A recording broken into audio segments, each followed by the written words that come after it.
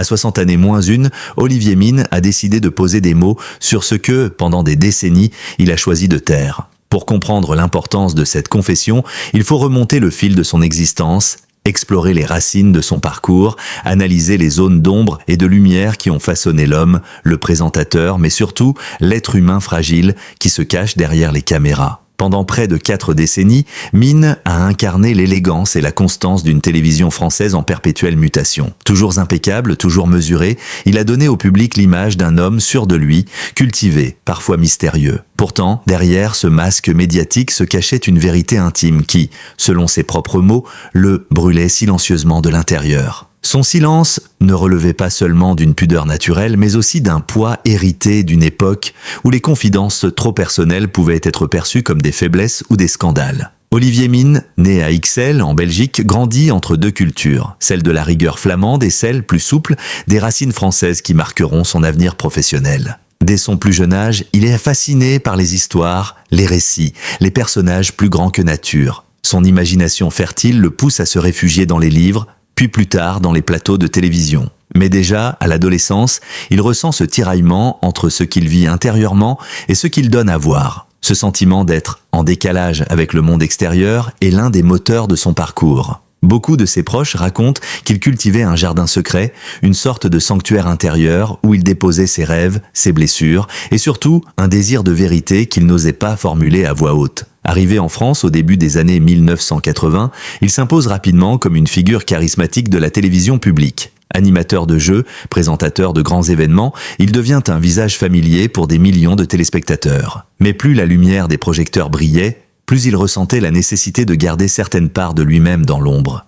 La télévision française de ces années-là n'était pas tendre avec les personnalités qui sortaient des sentiers battus. Tout écart, toute confidence trop intime pouvait se transformer en arme médiatique. Alors, Olivier Mine choisit le silence, la discrétion et la maîtrise de son image. Il savait que le public l'aimait pour son professionnalisme, mais il craignait que ce même public se détourne de lui s'il se montrait dans sa vulnérabilité la plus intime. Le paradoxe d'Olivier Mine est là. Il a bâti une carrière sur l'art de raconter, de divertir, de mettre en lumière les autres, tout en se privant du droit de raconter sa propre histoire. C'est ce qu'il appellera plus tard « la grande ironie de ma vie ». Sous ce masque, pourtant, les sentiments s'accumulaient. Il y a eu des amours passées, souvent gardées secrètes, parfois effleurées dans des interviews, mais jamais assumées publiquement. Dans ce chapitre de sa vie, la solitude a joué un rôle majeur. Lui qui faisait rire, qui captivait, qui donnait le sentiment d'être entouré, admettait en privé se sentir souvent terriblement seul. Ces dernières années, plusieurs indices laissaient le présager qu'un changement s'opérait en lui.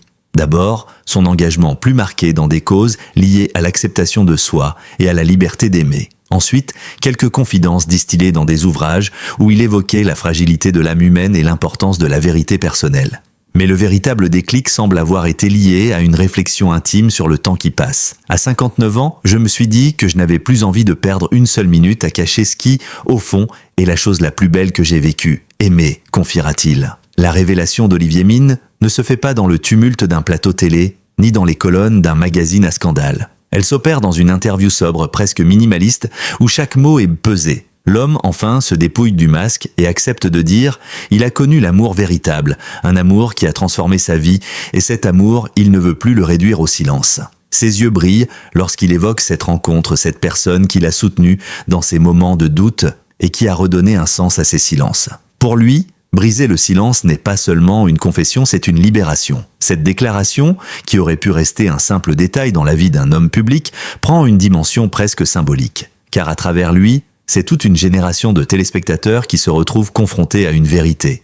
Même les figures les plus discrètes et mystérieuses ont droit au bonheur et à la vérité de leurs sentiments. Les réactions sont nombreuses, certains saluent de son courage, d'autres s'étonnent qu'il ait attendu si longtemps. Mais pour Olivier Mine, l'essentiel n'est pas dans le jugement des autres, mais dans la paix retrouvée avec lui-même. Olivier Mine raconte que son histoire d'amour véritable n'a pas commencé dans les coulisses d'une émission de télévision, ni lors d'une soirée mondaine comme on pourrait l'imaginer. Elle a surgi dans un moment de vie plus simple, presque banal, mais qui allait bouleverser le cours de son existence. Il évoque un hasard providentiel, une coïncidence qui aurait pu n'être qu'un détail, mais qui, rétrospectivement, s'est révélée décisive. Cette rencontre, il la décrit comme un choc silencieux. J'ai senti quelque chose d'inédit, une résonance que je n'avais jamais connue auparavant. confiera-t-il plus tard. Ce n'était pas le coup de foudre fulgurant des romans, mais plutôt une évidence progressive, un sentiment qui s'installait, qui grandissait à mesure que les échanges se multipliaient. Cependant, vivre un amour, quand on est un homme de télévision,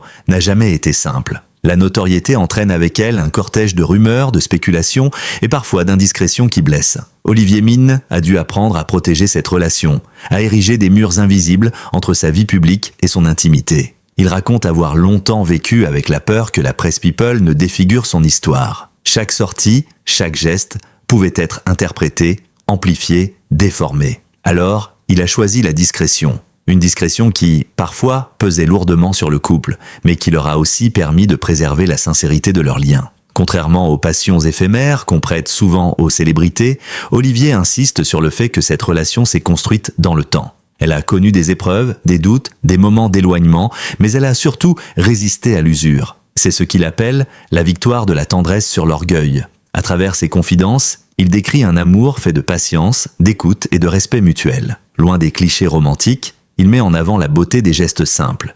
Une main posée sur la sienne dans un moment de doute, une conversation nocturne qui éclaire des zones d'ombre, un silence partagé qui apaise plus que 1000 mots. Pendant des années, Olivier Mine avait donné l'image d'un homme seul. Beaucoup de journalistes soulignaient son célibat affiché, parfois avec insistance, comme si cette solitude constituait un mystère insoluble. Mais derrière cette façade, il y avait bel et bien une présence, discrète, mais déterminante. C'est cette révélation qui donne aujourd'hui à sa confession toute sa profondeur. En reconnaissant publiquement cet amour, il brise non seulement le mur de son silence, mais aussi l'image d'un homme condamné à la solitude. Il avoue avoir été, en réalité, accompagné, soutenu, aimé, même dans les heures les plus sombres de sa carrière. Olivier Mine ne cache pas que cet amour a été mis à l'épreuve par des moments difficiles.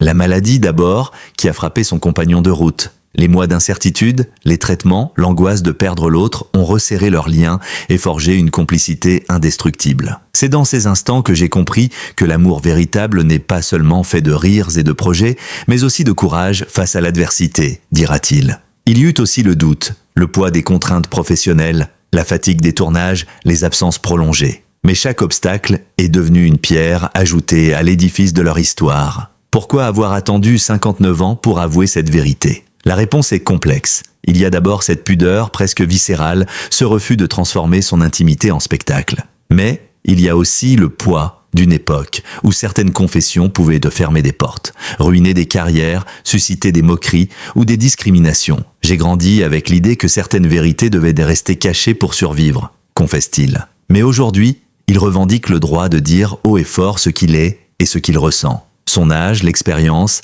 et le temps qui file lui ont donné le courage d'affronter ce qu'il redoutait jadis. En parlant, en brisant ce silence, Olivier Mine n'offre pas seulement un témoignage personnel. Il tend aussi la main à toutes celles et ceux qui, comme lui, ont vécu des années dans la crainte de s'exprimer. Son aveu devient une déclaration universelle. Il n'est jamais trop tard pour dire « j'aime » et pour reconnaître celui ou celle qui a changé une vie. À 59 ans, je n'ai plus envie de porter de masque. Je veux vivre dans la vérité. Même si elle dérange, même si elle surprend, dit-il. Ces mots résonnent comme un manifeste, une manière de transformer son expérience intime en leçon de liberté. Lorsque l'aveu d'Olivier Mine est rendu public, le monde médiatique réagit comme rarement il l'a fait face à une confession personnelle. Les journaux télévisés ouvrent leurs rubriques culturelles sur ce sujet, les magazines People s'en emparent immédiatement et les réseaux sociaux s'embrasent. Les réactions sont multiples, contrastées, parfois excessives, mais toutes témoignent d'une chose, le silence d'Olivier Mine, longtemps perçu comme une énigme, avait nourri une curiosité immense. Sa déclaration est analysée sous tous les angles. Certains y voient une victoire de la sincérité, d'autres un coup médiatique, d'autres encore une étape nécessaire dans l'évolution des mentalités. Mais au-delà des débats, une vérité s'impose. En quelques phrases, Olivier Mine a déplacé les lignes, ouvert une brèche dans le monde feutré de la télévision française. Rapidement, des vagues de soutien affluent. Des collègues animateurs saluent de son courage, des artistes partagent des messages d'admiration et de nombreux anonymes confient, sur les réseaux, combien cette révélation leur donne de la force pour assumer leur propre vérité. L'émotion est palpable car chacun comprend que ce n'est pas un simple détail biographique que l'animateur a révélé, mais une part intime de lui-même qu'il avait jusque-là protégée. Beaucoup insistent sur la dignité avec laquelle il a livré son témoignage, sans recherche de sensationnel, mais avec une sincérité désarmante. Comme toujours, il y a aussi ceux qui critiquent. Certains reprochent à Olivier Mine d'avoir attendu si longtemps, insinuant qu'il aurait pu aider davantage en parlant plus tôt. D'autres insinuent que cette confession intervient opportunément à un moment où sa carrière connaît une nouvelle étape. Mais ces critiques, souvent minoritaires, n'entament pas la portée de son message. Olivier lui-même répond avec calme, chacun à son rythme. Le moment juste pour dire sa vérité, c'est celui où l'on se sent prêt. Cette réponse ferme et douce à la fois clôt le débat pour beaucoup. La question qui revient dans la bouche des observateurs est simple. Cette confession va-t-elle changer quelque chose à la carrière d'Olivier Mine? L'homme est un visage emblématique de France Télévisions depuis des décennies, mais dans le monde médiatique, l'image est un capital fragile. Les dirigeants de chaînes, loin de s'en inquiéter, choisissent de valoriser ce geste. Au contraire de ce que l'on aurait pu craindre 20 ans plus tôt, l'époque actuelle tend à célébrer l'authenticité. Son aveu devient ainsi une force supplémentaire, une preuve que la télévision publique est capable de refléter la diversité des expériences humaines. Fait étonnant, cette révélation ne provoque pas de rejet, mais au contraire un regain d'intérêt pour l'homme. Le public, longtemps tenu à distance par son silence, a le sentiment de découvrir enfin celui qu'il voyait chaque semaine derrière un pupitre ou dans une forteresse de pierre, référence à Fort Boyard. Ce rapprochement est perceptible dans les courriers reçus par la chaîne, dans les messages en ligne, dans les témoignages d'admirateurs. Beaucoup disent se sentir plus proches de lui, parce qu'il leur apparaît désormais comme un être humain vulnérable, accessible, sincère. Les spécialistes de la communication et des médias ne manquent pas d'analyser ce cas. Certains y voient un exemple de storytelling authentique. Olivier Mine n'a pas construit un récit artificiel, il a simplement partagé une vérité personnelle. D'autres soulignent que ce type de confession contribue à faire évoluer la perception du public en humanisant les personnalités publiques. Un professeur en sciences de l'information résume la situation ainsi. Dans un monde saturé de récits fabriqués, de scandales orchestrés et de buzz éphémères, la parole d'Olivier Mine a une puissance rare parce qu'elle ne vise rien d'autre que la vérité. Cette révélation dépasse le simple cadre médiatique.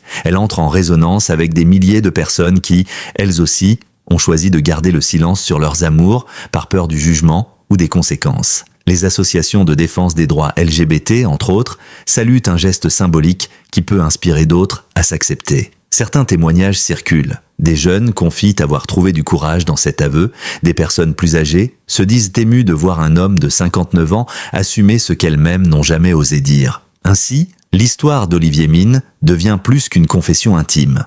Elle se transforme en moteur de changement social. Après l'effervescence des premières semaines, la tempête médiatique s'apaise. Mais une chose demeure, l'image d'Olivier Mine est désormais enrichie de cette nouvelle dimension. Il reste l'animateur charismatique et cultivé que l'on connaît, mais il est aussi désormais un homme qui a osé dire sa vérité. Pour lui, c'est une victoire intime. Pour le public, c'est une leçon de sincérité. Pour les médias, c'est un rappel que l'authenticité peut, parfois, toucher plus fort que n'importe quel scoop. À l'approche de la soixantaine, Olivier Mine confie regarder sa vie avec un regard nouveau. La révélation de son amour véritable agit comme un prisme qui redéfinit son parcours. Ce qu'il considérait autrefois comme des échecs ou des manques prend aujourd'hui une coloration différente. Tout l'a conduit, dit-il, à cette rencontre et à cette vérité assumée. Dans les entretiens récents, il ne parle pas seulement de carrière ou de télévision, mais de ce qui fonde l'existence humaine. L'amour, la transmission, la quête de sens. J'ai longtemps cru que mon héritage serait uniquement professionnel, les émissions, les souvenirs télévisés. Mais en réalité, ce que je laisse derrière moi, c'est aussi cette capacité d'avoir aimé et d'oser le dire, avoue-t-il. Le temps qui passe, loin d'être un ennemi, devient pour lui un allié. À 59 ans, il sait que chaque année compte et il refuse désormais de la gaspiller dans les faux-semblants. Cette maturité lui donne une liberté nouvelle. Ne plus chercher à plaire à tout prix, mais être en accord avec lui-même. Cette attitude tranche avec l'image que l'on associe souvent aux figures médiatiques obsédées par la jeunesse éternelle. Olivier Mine accepte au contraire les rides, les cheveux grisonnants comme les témoins d'un chemin parcouru. Et surtout, il accepte que le temps soit le révélateur ultime, celui qui efface les masques et révèle l'essentiel. Son aveu ne se limite pas à une déclaration sentimentale. Il s'inscrit dans une philosophie plus large de l'authenticité. Pour lui, vivre sans cacher ce que l'on est constitue une victoire existentielle. Il insiste sur la nécessité de refuser les compromis destructeurs, ces silences qui petit à petit grignotent à la joie de vivre. « J'ai compris que l'authenticité, c'est la seule façon de ne pas passer à côté de sa vie », confie-t-il. Cette phrase, reprise dans de nombreux articles, résonne comme une maxime. Elle révèle un homme qui a trouvé, dans sa vérité intime, une clé universelle. Si Olivier Mine a brisé le silence, ce n'est pas seulement pour revisiter son passé, mais pour écrire un futur différent. Il se dit aujourd'hui, porté par une énergie nouvelle, celle de l'amour assumé, qui ouvre des perspectives inédites. Il évoque des projets personnels, des voyages, des envies d'écrire davantage, peut-être de livrer un jour un récit plus intime. Surtout, il parle d'un quotidien simple mais précieux, partager des moments ordinaires avec l'être aimé, loin des caméras, loin du tumulte médiatique. Conscient de son rôle de figure publique, Olivier Mine insiste sur l'importance de transmettre un message aux jeunes générations. Il veut montrer qu'il est possible de réussir sans renoncer à sa vérité, qu'il est possible d'aimer sans honte, qu'il est possible de rester fidèle à soi-même malgré les pressions. Son témoignage devient alors plus qu'une confession, c'est une sorte de testament moral. Si mon histoire peut aider, ne serait-ce qu'une personne à s'accepter, alors ce silence brisé n'aura pas été vain, dit-il avec gravité. Au-delà de la télévision, au-delà de la célébrité, ce que Mine souhaite laisser, c'est une leçon d'humanité. À ses yeux, la notoriété n'a de sens que si elle permet d'ouvrir des portes pour les autres, de susciter des réflexions, d'apporter du courage. Il ne cherche plus à construire une légende médiatique, mais une trace humaine. Celle d'un homme qui a aimé, qui a eu peur, qui s'est trompé, mais qui, au soir de sa cinquantaine, a trouvé la force de dire « Voilà qui je suis vraiment ». De sa vie ne marque pas une fin, mais un commencement. L'homme de télévision reste présent, mais il est désormais accompagné par l'homme de chair et de cœur, celui qui ne veut plus se cacher. Le futur pour lui s'écrit à deux, dans la lumière douce d'un amour reconnu. Et si l'on devait résumer cette confession, ce serait peut-être ainsi. Après avoir diverti des millions de téléspectateurs, Olivier Mine a décidé de se divertir lui-même, en vivant pleinement, en aimant sans peur, en savourant la vérité. L'histoire d'Olivier Mine, à 59 ans, ne se résume pas à un simple aveu sentimental. Elle constitue bien davantage un témoignage de résilience, de maturité, de libération intérieure. Pendant des décennies, il a porté un silence lourd, un secret qu'il croyait devoir préserver pour protéger son image, sa carrière et peut-être même sa dignité. Mais à l'heure où le temps devient plus précieux que jamais, il a choisi de dire la vérité, non pas par provocation ou pour alimenter la curiosité médiatique, mais par fidélité à lui-même et à l'amour qu'il habite. Ce geste résonne profondément dans un monde où beaucoup vivent encore dans la peur du jugement, où les masques sociaux semblent parfois plus solides que les visages qu'ils dissimulent. En brisant le silence, Olivier Mine rappelle à chacun que la vie n'a de valeur que dans la vérité de l'amour et de l'authenticité. Son parcours n'est pas celui d'un homme parfait, il est celui d'un être humain qui a connu les doutes, les épreuves, la solitude. Mais c'est justement cette imperfection qui le rend inspirant. En avouant enfin son amour véritable, il délivre un message universel. Il n'est jamais trop tard pour être soi-même. Peu importe les années écoulées, peu importe les peurs accumulées, la vérité finit toujours par trouver son chemin. À travers lui, chacun peut se reconnaître. Les jeunes qui cherchent encore leur voie, les adultes qui craignent de décevoir en avouant leurs sentiments, ou encore les aînés qui se disent qu'il est trop tard pour changer. Olivier Mine, par sa confession, brise ces barrières. Il montre que l'âge n'est pas une fin mais une force, que l'amour n'a pas de saison et que la sincérité est la plus belle des victoires. Sa révélation ne s'adresse pas uniquement à ses proches ou à son public fidèle. Elle a une portée sociale et culturelle. Dans une société où les figures publiques influencent les mentalités, son geste devient un acte de transmission. Il rappelle aux générations futures que l'on peut réussir tout en restant fidèle à son cœur, que l'on peut être respecté tout en étant vulnérable et que l'on peut inspirer sans jamais trahir ce que l'on est. Cette transmission est un cadeau. Elle incite à la réflexion, au courage et à l'acceptation de soi. En ce sens, Olivier Mine ne lègue pas seulement une carrière télévisuelle remarquable, mais aussi un héritage spirituel qui marquera longtemps ceux qui l'auront écouté. La véritable force de cette confession réside dans la liberté qu'elle exprime. Liberté de ne plus se cacher, liberté d'aimer sans peur, liberté de marcher dans la lumière sans crainte des regards. Cette liberté, nous pouvons tous l'embrasser, à notre manière, dans nos vies quotidiennes. Chacun porte en soi des vérités tues, des rêves inavoués, des amours cachés. L'exemple d'Olivier Mine nous invite à nous interroger. Que perdons-nous à nous taire et que gagnerions-nous à parler? La réponse est claire,